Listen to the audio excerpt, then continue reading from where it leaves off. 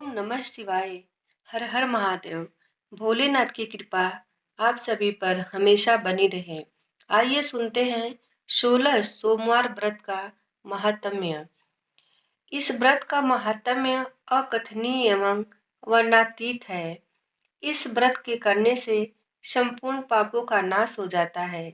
यहाँ तक कि सैकड़ों ब्रह्म हत्या का पाप भी नष्ट हो जाता है। दरिद्रता दूर हो जाती है, रोग से मुक्ति हो जाती है। इसके प्रभाव से सभी प्रकार के कष्ट दूर हो जाते हैं। सुख, ऐश्वर्य एवं पुत्र प्राप्ति होती है। कन्याओं को मनो अनुकूल वर मिलता है। सुहागिन स्त्रियों के सौभाग्य में वृद्धि होती है। विधवाओं को धर्म की प्राप्ति होती है।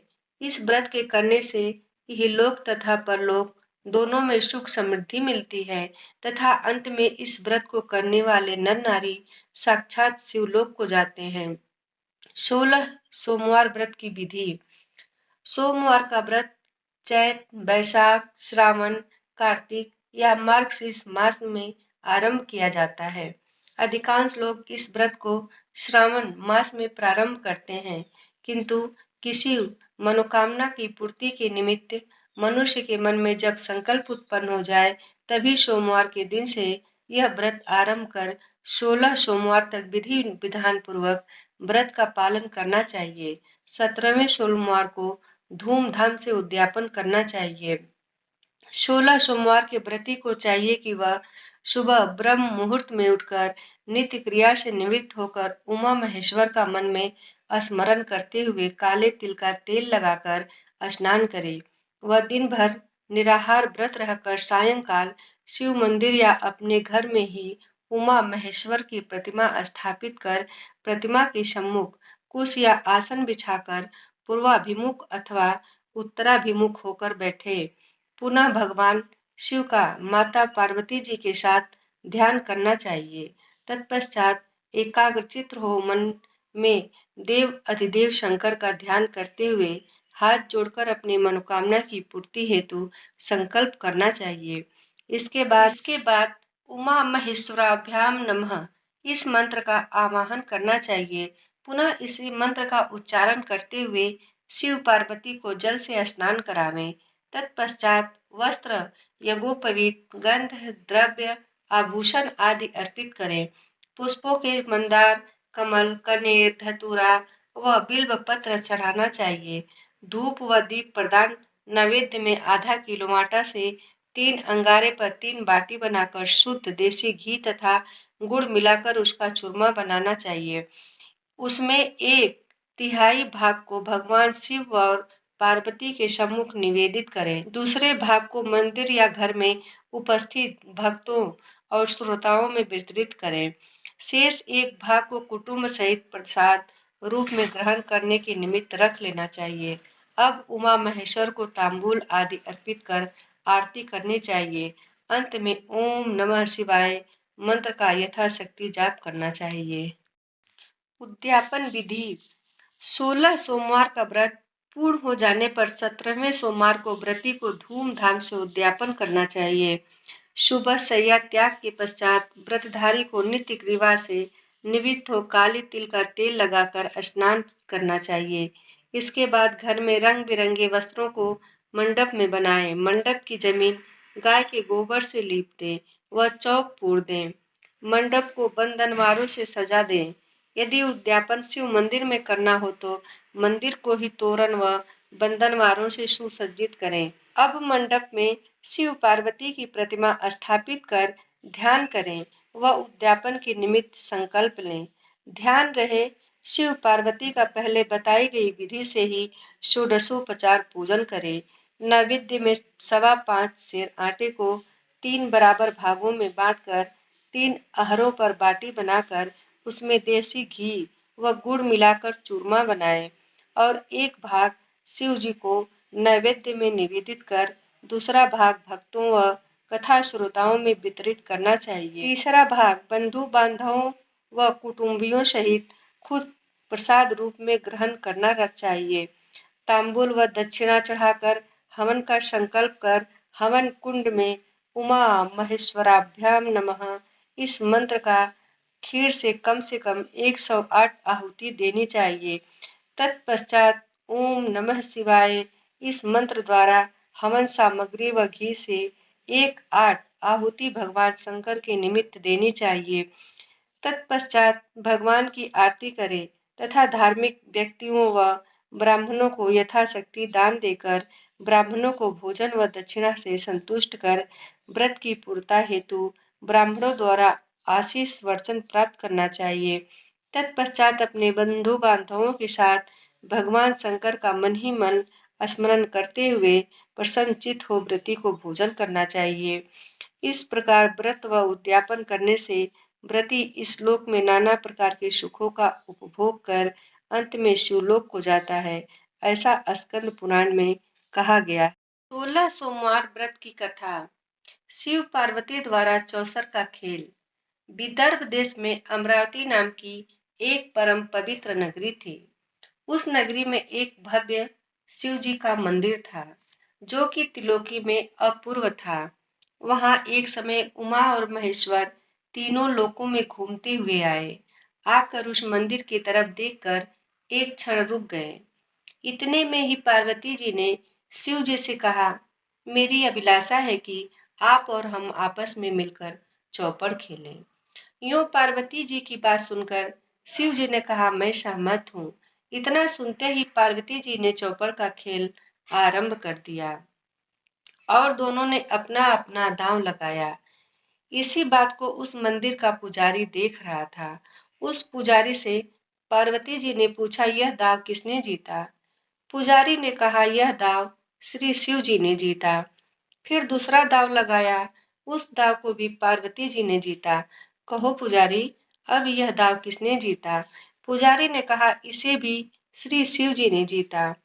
उमा ने कहा, तुम असत्य बोलते हो, अतः मैं शाप देती हूँ कि तुम्हारे शरीर में कोढ़ रोग हो।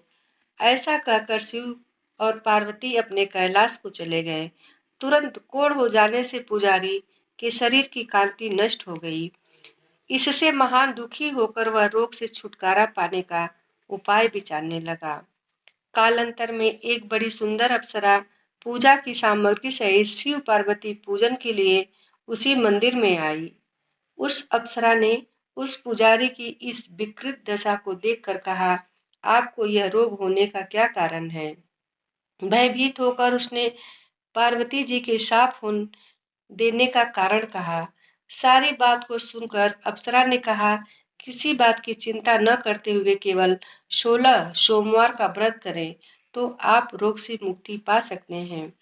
यह सुनकर विनम्र भाव से उसने अप्सरा से प्रार्थना की कि हे माता, मुझे इस व्रत की पूरी पूरी विधि बताने की कृपा करो। अप्सरा ने कहा, पुजारी, दिन भर निराहार व्रत कर सायंकाल 16 उपचारों द्वारा उमा महेश्वर का अर्चन पूजन करो। आधा सेर आटे को सान कर उससे 3 बाटी 3 जगह अंगारों पर बना, उसमें गुड़ और घी मिलाकर खाओ। उस दिन नमक न स्पर्श करो। 17वें सोमवार को 5 सेर आटे का चूरमा बनाकर उसमें गुड़ और घी मिला लें। उसे चूरमे को मंदिर में ले जाकर 3 भाग बराबर बराबर करके तीसरे भाग को उमा महेश्वर को अर्पण करें और दूसरे भाग को उस मंदिर में बांट दें। अवशिष्ट एक भाग को घर ले जाकर कुटुंब सहित भक्षण करें। ऐसा करोगे तो पुजारी देवता तुम्हारा रोग दूर हो जाएगा। यूं दृढ़तर वचन सुनकर पुजारी ने उस अप्सरा द्वारा बताए हुए व्रत को प्रारंभ किया, जिससे उसका रोग छूट गया। कुछ समय बाद यात्रा की पुनः इच्छा से शिव और पार्वती भ्रमण करते हुए उसी मंदिर में आ गए। उस पुजारी को देखकर पार्वती जी ने पूछा, पुजारी, तुम्हारा रोग कैसे छूटा? पुजारी ने कहा, उमा महेश्वर का 16 सोमवार व्रत करने से रोग दूर हो गया। पार्वती जी ने पुजारी से इस व्रत के प्रभाव को सुना तो वह आश्चर्यचकित हो कहने लगी, इस व्रत की इतनी महिमा है तो मैं भी अवश्य ही इस व्रत को करूंगी, क्योंकि मेरा पुत्र मुझसे रूठ कर कहीं चला गया है। पार्वती जी ने 16 सोमवार का अनुष्ठान प्रारंभ किया। उसकी समाप्ति पर स्वामी कार्तिक के मन में एकाएक विचार प्रादुर्भूत हुआ कि मैं बड़े गलत रास्ते पर हूँ। मुझे इसी समय अपनी माता के पास जाना चाहिए। ऐसा विचार कर वे जल्दी दौड़ते हुए माताजी के समीप पहुंच गए। पुत्र को देखते ही माताजी बड़ी प्रसन्न हुई और आनंद में मग्न हो गईं। स्वामी कार्तिक ने कहा, हे माता, मेरी इच्छा आपसे मिलने की नहीं थी। मैं वन में निवास करता था। मुझे अचानक आपके दर्शन की इच्छा हुई। इसका क्या कारण है? उसे बतलाने की कृपा करें। पार्वती जी ने कहा, हे पुत्र, मैंने ब्राह्मण द्वारा बतलाए हुए 16 सोमवार का व्रत विधान किया, जिस कारण तुम मेरे पास आए हो। स्वामी कार्तिक ने कहा, हे माता, यह व्रत कौन है? उसकी सारी विधि बतलाने की दया करें, क्योंकि मुझे भी किसी कामना से व्रत करना है। हे माता, मेरा एक ब्राह्मण मित्र है। उसका बहुत दिन से पता ठिकाना नहीं है। मेरी उससे मुलाकात करने की इच्छा है। श्री माता ने अपने पुत्र के अभिप्राय को जानकर उसे 16 सोमवार के अनुष्ठान का कार्यक्रम बतला दिया, जिसे सुन पुत्र ने सांगोपांग व्रत किया। एक दिन घूमते हुए अचानक ही सुंदर वन के रास्ते में उन्होंने अपने मित्र को देखा। उनको देखते ही मित्र ने कहा, हम दोनों का मिलन होना बड़ा ही आश्चर्यजनक मालूम होता है। इतना सुनते ही श्री शिवपुत्र ने कहा, हे मित्र, मैंने एक परम अद्भुत व्रत किया था, जिस कारण से आपके दर्शन हुए हैं। इतना सुनते ही ब्राह्मण देवता ने कहा, हे मित्र, मुझे विवाह करने की अत्यंत उत्कंठा है। उसी पूर्ति के लिए मैं भी उस अद्भुत व्रत को करूंगा। इसलिए उस व्रत की सांगोपांग विधि कहो। शिवपुत्र ने 16 सोमवार की सारी विधि बतला दी, जिसे सुनकर ब्राह्मण उस व्रत का श्री गणेश करता हुआ भ्रमण करने लगा। रास्ते में ही व्रत की समाप्ति पर उसने एक रमणीय सुशोभित नगर देखा। उसने वहां के नागरिकों से सुना कि इस नगर का राजा धार्मिक तथा पुण्य आत्मा है। उसकी एक अत्यंत सुंदर कन्या है। उसने स्वयंवर रचाया है। उस स्वयंवर में अनेक देशों के राजा महाराजा आए हुए हैं। उसी में यह ब्राह्मण भी अपनी कर्म की गति से उस स्वयंवर को देखने मात्र के लिए पहुंच गया। वहां जाकर देखा कि राजा ने एक हथिनी को अलंकारों से सुसज्जित कर उसके शुंड में एक वरमाला देकर मंडप में छोड़ दिया और कहा कि जिसको ये हथिनी वरमाला पहना देगी, उसी से मेरी कन्या का विवाह संस्कार होगा।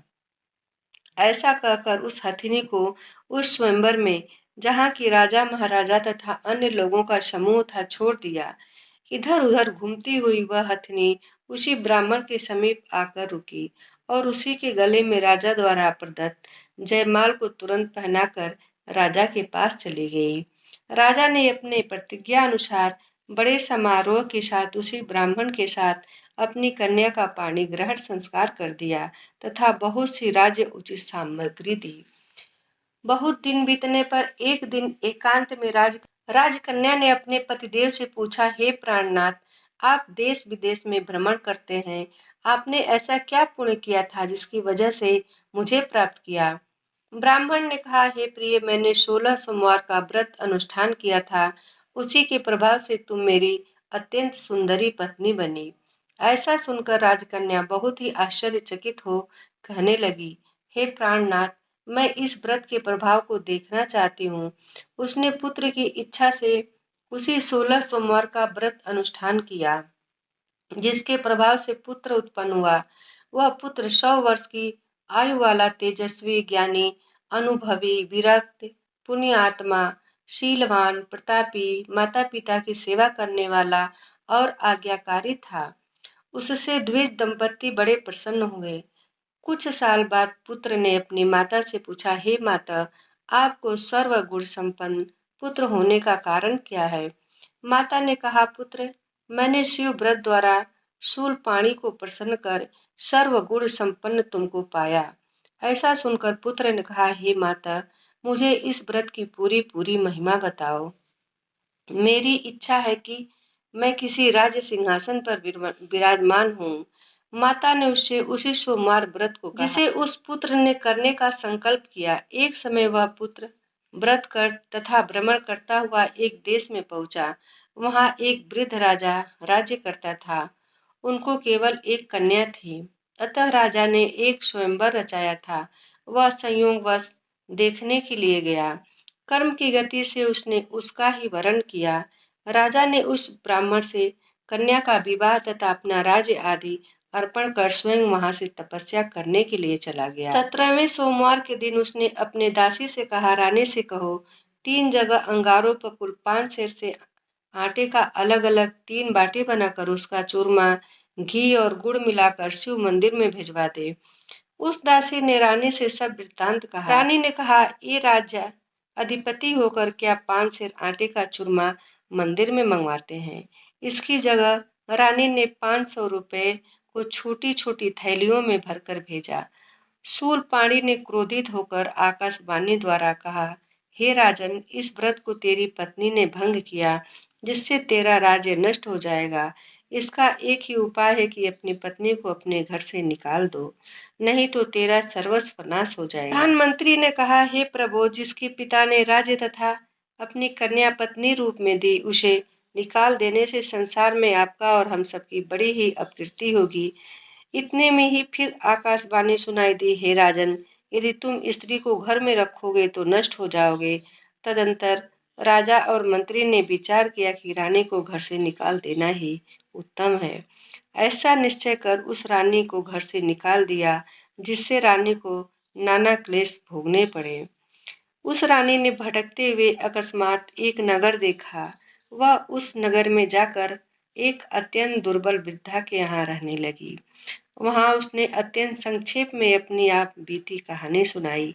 एक दिन वृद्धा ने कहा, ये ले मेरी चीज बेच दे, इसके बदले तुझे कुछ दे दूंगी, जिससे तेरा निर्वाह होता रहेगा। यूं सुन रानी ने उस चीज को अपने सिर पर रखा और बेचने लगी। अकस्मात कुछ दूर जाने पर भयंकर आंधी चली, जिससे उसके सिर का सामान उड़ गया, जिसका कुछ भी खोजने पर पता नहीं चलने के कारण हताश होकर उस बुढ़िया के मकान में पहुंच गई।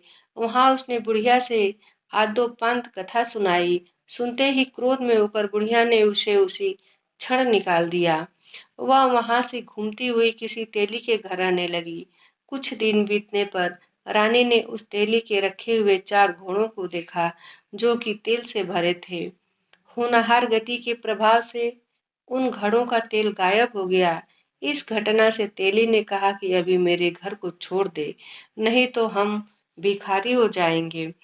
ऐसा कह उसने घर से निकाल दिया। वहां से वह एक रमणीक नदी के किनारे पहुंची। उस नदी का जल स्पर्श मात्र से ही सूख गया तो वह जंगल में भटकने लगी। वहां से कुछ दूर पर एक तालाब देखा, जिसमें निर्मल पानी था। उस तालाब के समीप जल पीने के लिए गई। देखा तो उस तालाब के निर्मल जल में कीड़े पड़े थे। इतने में ही दोपहर के समय गौओं को चराने वाले ग्वालों ने अपनी अपनी गौओं आदि को जल पिलाने के लिए उस तालाब के समीप पहुंचकर देखा कि वह जल निर्मल जल वाला तालाब कीड़ों से व्याप्त हो गया। इससे वे दुखित हो अपनी अपनी गौओं को वापस ले गए। इतने में ही एक गुसाई तालाब से जल भरने के लिए आया। उसने तालाब के स्वरूप को देखा तथा उस असहाय राजनंदिनी को एकाकी देखकर कहा, तुम मेरी कन्या के समान हो, चलो मेरे आश्रम में स्वस्थ चित्त से रहना, तुमको अन्न वस्त्र की चिंता नहीं करनी पड़ेगी। ऐसा सुन रानी उसके साथ उसके आश्रम में चली गई, लेकिन वह जिस जल और अन्न में हाथ लगा देती थी, उसमें भी कीड़े पड़ जाते। ऐसा देख गुसाई चिंता तथा आश्चर्य करने लगा कि इसमें क्या दोष है, जिससे बराबर ही यह घटना होती है। ऐसा विचार कर उस गुसाई ने एक अनुष्ठान किया, जिसके करने मात्र से शिव जी प्रसन्न हो कहने लगे कि तुमको जो कुछ मांगना हो मांगो, मैं तुम पर प्रसन्न हूँ। गुसाई ने श्री शिव जी से कहा, हे ईश्वर, इसके द्वारा कोई भी कार्य ठीक ठाक नहीं होता, साथ ही यह बड़ी दुखी भी है, इसका कारण बताने की कृपा करें। श्री शिवजी ने कहा, एक समय इसके पतिदेव ने 16 सोमवार का व्रत किया था। उसकी समाप्ति पर 5 सेर आटे का चूरमा चढ़ाना था। उसके लिए इसके पास खबर भेजी, लेकिन इसने चूरमे की जगह घमंड से 500 रुपए मेरे मंदिर में भेजे, जिससे व्रत भंग हो गया और यह दशा को प्राप्त हो गई। यह सुन गुसाई ने कहा, हे भगवान, आप शक्तिमान और दयावान हैं। इसके दोषों के दूरीकरण का उपाय बताने की कृपा करें। शिव जी ने कहा, यदि यह 16 सोमवार का सब विधि व्रत करे तो इसके सारे दोष दूर हो जाएंगे और यह पूर्ववत अपने पति सहित राज्य भोगेगी। ऐसा कहकर शिव जी अंतर ध्यान हो गए। उधर उस कन्या ने व्रत किया, जिसके प्रभाव से उसके पतिदेव के मन में एकाएक विचार उत्पन्न हो गया कि मैंने अकारण पत्नी से घर को निकाल दिया। उसकी क्या दशा होगी, उसका जीवन निर्वाह कैसे होगा, अब वह संसार में कैसी हो, अब वह संसार में होगी कि नहीं, इत्यादि बातों पर चिंता करने लगा। साथ यह भी निश्चय किया कि उसका पता लगाना चाहिए। राजा ने देश देशांतर में अपने गुप्तचरों को भेजा और कहा, रानी का पता लगाकर जल्दी खबर दो। उसमें कुछ गुप्तचर उसी गोसाई के आश्रम पर पता लगाते लगाते पहुंचे, जहां रानी रहती थी। उन दोनों ने गुसाई से रानी का सारा परिचय बताया और कहा उनको हमारे साथ भेज देने की कृपा करें। इस पर गुसाई मौन थे, उनकी बातों का कुछ भी उत्तर नहीं दिया। इससे गुप्तचरों ने जान लिया हमारे साथ नहीं भेजेंगे।